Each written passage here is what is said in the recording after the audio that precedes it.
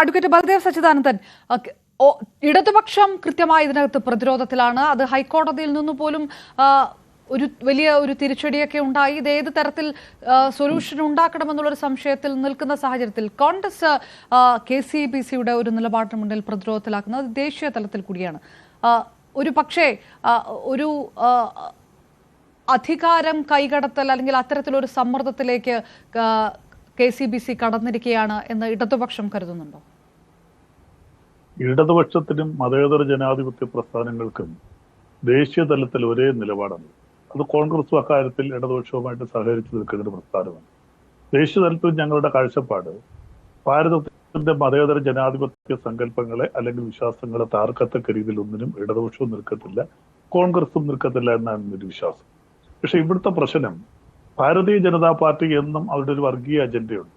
ആ വർഗീയ അജണ്ട കൊണ്ടുവന്ന് ഭാരതത്തിലെ മതന്യൂനപക്ഷങ്ങളെയും മതഭൂരിപക്ഷത്തെയും ഒക്കെ തമ്മിലടുപ്പിച്ച് ഒരു ഹൈന്ദവ മെജോറിറ്റിയിലൂടെ ഭാരതത്തിന്റെ അധികാരം ഇപ്പോൾ നിർത്തിയിരിക്കുന്നത് പോലെ മറ്റ് സംസ്ഥാനങ്ങളിലും അധികാരം പിടിച്ചടക്കുകയും തുടർന്ന് അത് നിലനിർത്താനുള്ള രാഷ്ട്രീയ ദുരുദ്ദേശം മാത്രമാണ് BJPക്കുള്ളത്. അല്ലാതെ ഈ വഖഫ് നിയമം ഒന്ന് അമെൻഡ് ചെയ്ത് കൊണ്ടുവന്നിട്ട് ഇവിടുത്തെ മറ്റു സമുദായക്കാരെ സന്തോഷിപ്പിക്കാമെന്നൊന്നും BJPക്ക് അങ്ങനെ ഒരു രാഷ്ട്രീയമായ മതപരമായ ലക്ഷ്യമല്ല. അവർക്ക് രാഷ്ട്രീയമായ ലക്ഷ്യങ്ങൾ മാത്രമേ ഉള്ളൂ.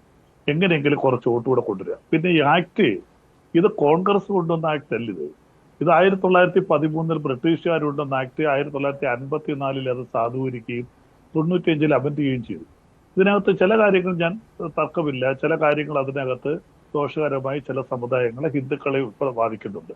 ഇപ്പോൾ ശ്രീ ജയസൂര്യ പറഞ്ഞതുപോലെ കേരളത്തിൽ ഇപ്പോൾ നിലവിലുള്ള കേസുകൾ എന്ന് പറയുന്ന 1008 കേസുകളാണ് കേരളത്തിൽ വഖഫായിട്ടുള്ളത്. അതിൽ 551 കേസുകൾ മുസ്ലിം സമുദായവുമായിട്ട് തന്നെയുള്ളതാണ്, മറ്റുള്ളവരുമായിട്ട് കുറവാണ്.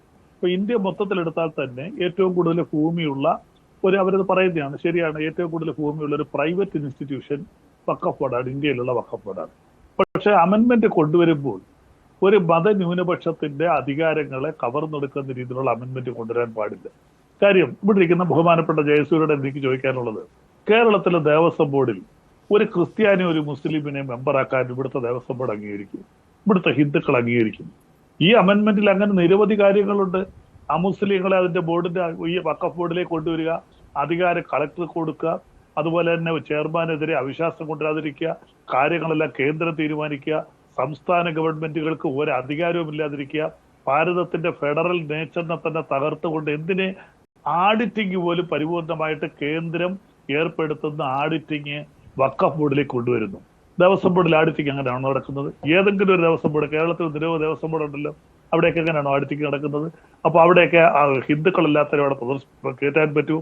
അപ്പോൾ ഈ രീതിയിൽ KCBCയുടെ ആവശ്യങ്ങളൊന്നും ഞങ്ങൾ നിരാകരിക്കുന്നില്ല. അവരുടെ ന്യായമായ അവകാശമാണ്. കാര്യമായിട്ട് 600 ചില്ലാനും പേര് അവിടെ ഭൂമി നഷ്ടപ്പെട്ട് കാശ് കൊടുത്ത് ഭൂമി വാങ്ങിച്ചവരാണ്. അത് ഫറൂഖ് കോളേജ് അംഗീകരിച്ചിട്ടുണ്ട്, ഇത് ഗിഫ്റ്റാണ്, അത് വഖഫിന്റെ പരിധിയിൽ വരുന്നതല്ല, അത് യാഥാർത്ഥ്യമാണ്. ഈ മുനമ്പ ഭൂമി എന്ന് പറയുന്നത് വഖഫിന്റെ പരിധിയിൽ വരുന്നില്ല, വഖഫിന്റെ ഡെഫിനിഷൻ പോലും വരുന്നില്ല. കാരണം ഗിഫ്റ്റ് ഡീഡ് ഒരിക്കലും ഇതിന്റെ പരിധിയിൽ വരത്തില്ല. അതുപോലെ തന്നെ വഖഫ് എന്ന് പറയുന്നത് അത് ഇറിവോക്കബിൾ ആണ്. അപ്പൊ അങ്ങനെയുള്ള പ്രശ്നങ്ങളൊക്കെ അതിനകത്തുണ്ട്. അപ്പം നിയമപരമായിട്ട് മുനമ്പ ഭൂമി അവിടെ താമസിക്കുന്ന 600 ചില്ലാനും കുടുംബക്കാർക്ക് അർഹതപ്പെട്ടതാണെന്നുള്ള കാര്യത്തിൽ ഇടതുപക്ഷത്തിനും തർക്കമില്ല. എനിക്ക് തോന്നുന്നു കോൺഗ്രസിനും അക്കാര്യം തർക്കം ഉണ്ടായിരിക്കില്ല. പക്ഷേ കേന്ദ്രത്തിൽ ഈ ഒരു നിയമം കൊണ്ടുവന്ന് ഈ ഒരു കാര്യമല്ലല്ലോ, ഇന്ത്യയിൽ മൊത്തത്തിൽ ആയിരക്കണക്കിന് കേസുകൾ നിലനിൽപ്പുണ്ട്. അപ്പൊ ആ കേസുകളൊക്കെ ചൂണ്ടിക്കാണിച്ചുകൊണ്ട് അവരുടെ കയ്യിലിരിക്കുന്ന വസ്തുക്കൾ കൂടി കയ്യേറുക എന്നുള്ളതല്ല, വഖഫ് ബോർഡിന് നിലവിലുള്ള അധികാരങ്ങൾ ഇല്ലാതാക്കാൻ. ചില കാര്യങ്ങൾ ശരിയാണ്, വഖഫ് ബോർഡിന് അത്ര പ്രധാനമായിട്ടുള്ള സെക്ഷൻ 40 നോട്ടീസ് നാളെ എനിക്ക് കിട്ടിയാൽ എന്റെ വസ്തു എനിക്ക് ക്രയവിക്രയം ചെയ്യാൻ പറ്റില്ല, ശരിയാണ്. അതിലൊക്കെ ഉപരി ഇതിൽ തെറ്റായ ഒരു കാര്യമെന്ന് പറയുന്നത് no civil court has jurisdiction. നമ്മുടെ നീതിന്യായ വ്യവസ്ഥയെല്ലാം വെല്ലുവിളിക്കുന്ന ഒരു കാര്യമാണ് വഖഫ് ബോർഡിനകത്ത്. ഈ രണ്ട് കാര്യങ്ങളാണ് ഞാനത് ശരിക്കും പഠിച്ചിടത്തോളം അതിനകത്ത് ഏറ്റവും വലിയ തെറ്റായിട്ട് ഞാൻ കണ്ടത്. ബാക്കി ഈ കൊണ്ടുവരുന്ന അമെൻമെന്റുകളിലെല്ലാം തന്നെ വളരെ തെറ്റായിട്ട് ഇന്ത്യയിൽ ഏതാണ്ട് 1913 തുടങ്ങിയ നിയമം ഏതാണ്ട് വളരെയധികം 15% വരുന്ന മുസ്ലിങ്ങൾ അവരുടെ അവകാശങ്ങൾ കവർന്നെടുത്തുകൊണ്ട് അവർക്ക് അവരുടെ ഭൂമിയിൽ യാതൊരു വിധമായ അവകാശം ഇല്ലാത്ത രീതിയിൽ ഒരു നിയമ ഭേദഗതി കൊണ്ടുവന്നാൽ തീർച്ചയായിട്ടും ഇടതുപക്ഷ മതേതര ജനാധിപത്യ പ്രസ്ഥാനങ്ങൾ അതിന് നഖശിഖാന്തം എതിർക്കും എന്നുള്ള കാര്യത്തിൽ തർക്കമൊന്നുമില്ല.